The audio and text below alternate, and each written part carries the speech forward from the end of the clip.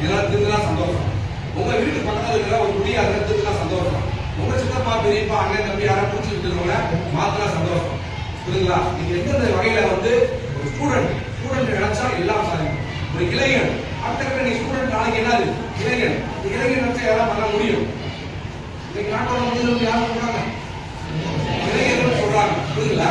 ஆனா நாட்டோட முதல்வர்களுடைய கடமை உங்ககிட்ட இருக்கு. அதனாலேயே குடிய தவிர்க்கலாம்.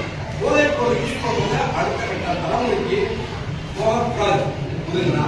அதுக்கான சில வேற இன்னைக்கு வந்து சில இதெல்லாம் வரலாறு நீங்க படிச்சுட்டே இருப்பீங்க அப்படின்னு கூட சொல்லலாம். போதை பொருள் கிடைக்கலாம்.